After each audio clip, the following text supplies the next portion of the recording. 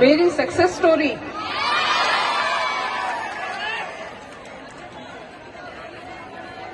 देखिए, मैं ना मतलब वैसे तो एक शुरू से ही सिंसियर सी स्टूडेंट रही हूँ और फिर वो आदत बनती गई। पहले थोड़ी जिद थी, फिर वो आदत बनती गई।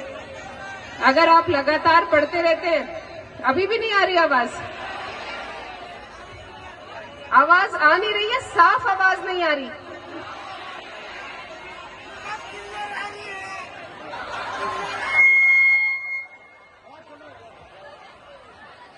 आप अगर शांत रहेंगे तो आप तक आवाज आ जाएगी, जरूर आ जाएगी। इसलिए जरूरी है कि आप अपनी तरफ शांत रहें।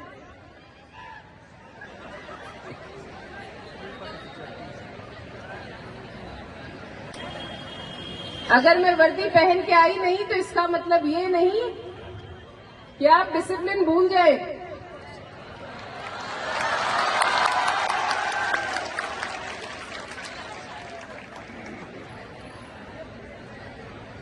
मैं भी 12th के बाद मुझे लगता था 11वीं 12वीं में मैं तो बड़ी अच्छी इंटेलिजेंट बच्ची हूं, मेरा हो जाएगा सिलेक्शन। लेकिन फिर उसके बाद जैसे आप में सादे लोग हैं ना, इधर पढ़ने में बस अच्छा सिर्फ ख्याली पुलाव बनाते रहते हैं और जब पढ़ते हैं तो पहले ही उस पे पन्ने पर रहते हैं, आगे निकलते नहीं, लास्ट में जब तक काम की चीज आती है वहां तक पहुंचते नहीं। तो मैंने वो गलती 12वीं में की और फिर तब धक्का लगा जब सिलेक्शन नहीं हुआ। मुझे लगा अच्छा ऐसा भी होता है।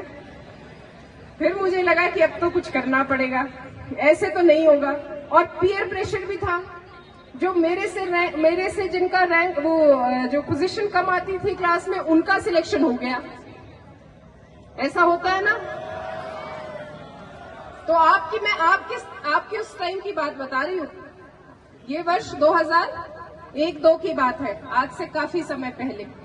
उस समय पर भी पेरेंट्स का प्रेशर रहता था, उस समय पर भी पीयर प्रेशर रहता था, उस समय पर भी सीट्स। अगर आप यूं सोच रहे हैं कि आज के समय पर कंपटीशन अधिक है तो ये गलत है। कंपटीशन हमेशा उतना ही रहता है।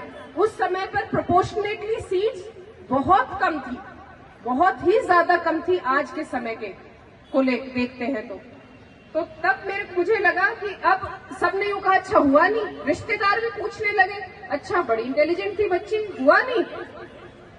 जो साथ में थे बच्चे वो भी देखते थे कि अच्छा उसका तो हो गया और इसका तो नहीं हुआ। मैं खुद भी सोचती थी, पेरेंट्स भी यूं देखते थे कि अच्छा बेटा नहीं किया आपने। सारे रिजल्ट्स आए उस समय के, मैं तो सोचती थी उस समय हमारे पास एम्स AFMC मतलब इसमें होगा, फिर देखा स्टेट लेवल में भी कहीं पर नहीं हुआ। तो ये चीज हुई तब। वो जो प्रेशर है उस समय पर भी आया, लेकिन जरूरी बात यह है कि उससे अपने आप को नेगेटिव रास्ते पर नहीं जाना है। तो मुझे लगा था कि नहीं, एक बार फिर से प्रयास कर लेते हैं और देखते हैं अब की बारी। और मैंने फिर सोचा भी था एक बार अपना अच्छी तरह से सब कुछ करके देखती हूँ। तो मेरे पास थी बायो प्लस मैथ्स।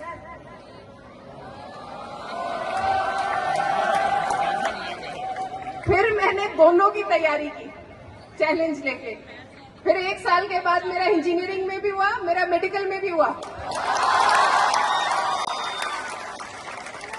लेकिन जरूरी ये नहीं है सिलेक्शन होना। देखिएगा, जरूरी ये है कि आप किस रूप में सोचते हैं। हमेशा पॉजिटिव सोचें। और मैंने ये भी सोच लिया था कि अगर नहीं होता है तो I will be A lecturer. मतलब हमेशा एक साइड वाला, मतलब मैंने उस चीज में अपने आप को बिल्कुल तैयार कर लिया था। अपना जो मैंने ध्येय बनाया है उसके लिए जो अपनी तरफ से हम जी जान कोशिश करते हैं वो की। लेकिन यूं नहीं है कि सारी चीजें उसी चीज पे रहती। फिर मैंने एक ऑल्टरनेट भी रखा था, कोई बात नहीं, हमने वो सोचा उसके अलावा भी एक ऑप्शन है। अब आज हमारे उस समय पर तो बहुत कम ऑप्शंस हुआ करते थे, आपके आज के समय पर बहुत ऑप्शंस हैं। तो सपना सिर्फ एक ही नहीं हो सकता, ये ध्यान में रखें। आप मेहनत करें उस अपना जो आपका पहला सपना है उस तक पहुंचने का, लेकिन सपना कभी भी एक नहीं होता। तो हरिवंश राय बच्चन की किसको वो याद है पंक्ति, एक सपना टूटे तो दूसरा गढ़े, है ना एक पोएम में। मैं तैयार नहीं करती आई स्पीच, इसलिए भूल गई मैं वो लाइन। तो इसीलिए अगर एक सपना टूटे तो हमेशा दूसरा गढ़े, ये जरूरी है। और उसके बाद मेरा एमबीबीएस में भी हुआ, फिर उसके बाद मेरा लगातार मैंने तब ये ले ली थी एक सीख कि पढ़ना है तो ऐसा पढ़ो कि फिर कुछ और ना दिखे। तो फिर मैंने पीजी में भी लगातार एडमिशन लिया। फिर उसके बाद मैं पीजी करने के बाद फिर